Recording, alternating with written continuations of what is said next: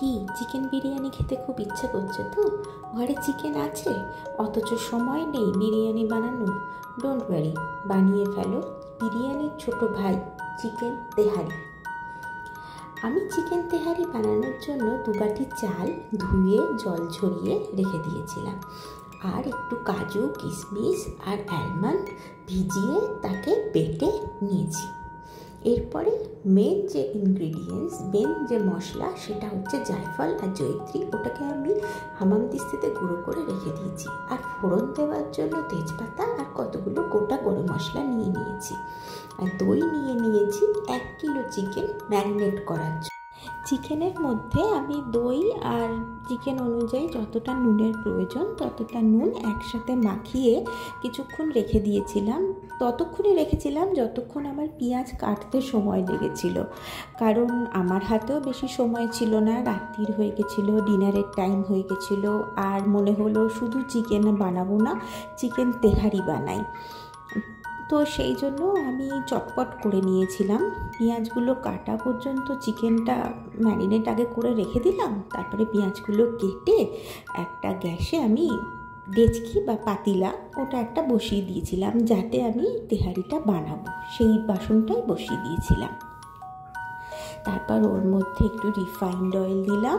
Refined oil, ঘি দুটো একসাথেও দিতে পারো, তোমাদের যেরকম ইচ্ছা, বা শুধু ঘি দিয়েও করতে পারো, কিন্তু সেটা একটু বেশি রিচ হয়ে যাবে। আমি একটা সাদামাটা বানাতে চেষ্টা করেছিলাম, সেই জন্য আমি শুধু রিফাইন্ড অয়েলই দিয়েছি। তো রিফাইন্ড অয়েল দিয়ে ওর মধ্যে ওই গোটা গরম মশলাগুলো ফোড়ন দিয়ে পেঁয়াজটা ভেজে, আমার ফ্রিজে রাখা ছিল আদা রসুন বাটা, সেই আদা রসুন বাটাটা আমি ওর মধ্যে দিয়ে চিকেনটা যেরকম নর্মাল পেঁয়াজ আদা রসুন দিয়ে কষাতে হয় ওরকম নর্মাল আমি কষিয়ে নিয়েছিলাম। এটা একদমই ঘরোয়া প্রসেস, মানে খুবই সিম্পল আর খুবই টেস্টি হয়, মানে বিরিয়ানিকেও হার মানায় এরকম প্রসেস এটা একটা। চিকেনটা একটু ঢাকা দিয়ে দিয়ে আমি কষিয়েছিলাম, তাতে কি হয়েছিল, আমার চিকেনটা না খুব তাড়াতাড়ি নরম হয়ে গেছিলো। তো একটু যখন চিকেনটা দেখবো যে হ্যাঁ নরম নরম হয়ে এসছে, কষানোটা বেশ ভালো হয়েছে, বেশ কালারটা দেখো, কালারটা বেশ সুন্দর চলে এসছে, কিন্তু এর মধ্যে কিন্তু আমি হলুদ দিইনি, অন্য কোনো কালার দিইনি। তো তখন আমি ওই যে কাজু কিশমিশ আলমন্ড যে ভিজিয়ে পিষে রেখে দিয়েছিলাম, ওই বাটাটা আমি এর মধ্যে তখন আমি দিয়ে দেব। আর তারপরে একটু নেড়ে চেড়ে ওই জায়ফল জয়িত্রীর গুঁড়োটা এর মধ্যে দিয়ে দেব।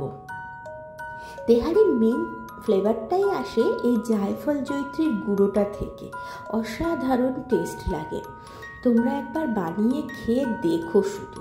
তারপরে যখন হয়ে গেল চিকেনটা, মোটামুটি মনে হলো না এবার চিকেনটা রেডি হয়ে গেছে, তখন এর মধ্যে আমরা চালটা দিয়ে দেবো। যে চালটা আমরা প্রথমেই ভিজিয়ে রেখে দিয়েছিলাম, সেই চালটা আমরা এর মধ্যে দিয়ে ভালো করে চিকেনের সাথে চালটাকে মিশিয়ে নেব। মানে বেশ ভালো করে চালটা 2-3 মিনিট ধরে এটাকে বেশ ভালো করে নেড়ে চেড়ে মানে পাকিয়ে নেব ভালোভাবে চিকেনের সাথে। তারপরে যতটা আমরা চাল নিয়েছিলাম ঠিক তার ডাবল আমরা জল দেব। আমি 2 বাটি চাল নিয়েছিলাম, তো এখানে আমি 4 বাটি জল দিয়েছি। এবার জলটা দেওয়ার পরে আবার এটাকে ভালো করে নেড়ে এর মধ্যে পরিমাণ মতো নুন দিয়ে দেবো। চিকেনে কিন্তু আমাদের অলরেডি নুন দেওয়া ছিল, সেই জন্য আমরা নুনটা একটুখানি বুঝেই আমাদের দিতে হবে, মানে চাল আর জল অনুপাতে যেরকম নুনের প্রয়োজন ওরকম নুন আমরা এখানের মধ্যে দিয়ে দিতে হবে। তারপরে এটাকে একটু নেড়ে চেড়ে এর মধ্যে আমি চিড়ে রাখা কতগুলো কাঁচা লঙ্কা অ্যাড করে দিয়েছি।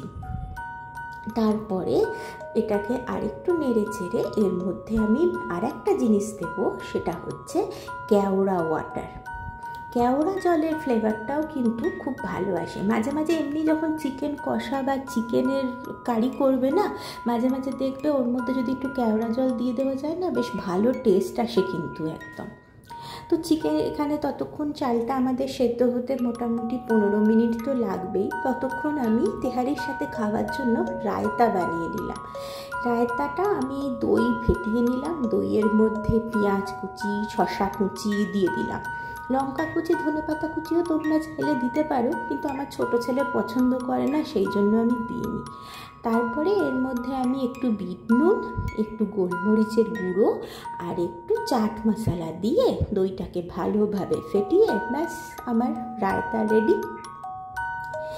এবার তেহারির সাথে রায়তা আর শসা পেঁয়াজ কুচি, মানে স্যালাড যেরকম আমরা ঘরে বানাই সেরকম। ব্যাস, আমাদের বাড়িতে তেহারি হোক বা বিরিয়ানি হোক, তার সাথে কোনো গ্রেভি আইটেম দরকার পড়ে না, শুধু একটা রায়তা আর শসা পেঁয়াজ থাকলেই হয়ে যায়।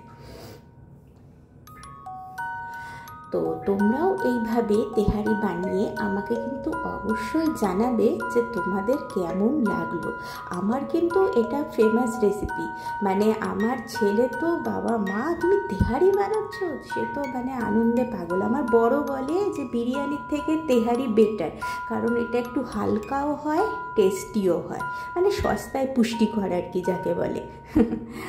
আচ্ছা দেখো তেহারি কি সুন্দর, এই জলটা যখন পুরো টেনে নিয়েছে, একদম চালটা রেডি হয়ে গেছে, তোমরা দেখো কি সুন্দর ঝরঝরে হয়েছে। চালের দানাগুলো কি সুন্দর, ভাতের দানাগুলো লম্বা লম্বা, ভালো, মানে আমি হয়তো ছবিতে তোমাদের ভালোভাবে ভিডিওতে দেখাতে পাচ্ছি না, কিন্তু এটা মানে জলের পরিমাণটা যদি ঠিক করে দেওয়া যায় তাহলে এটা অসাধারণ হয়।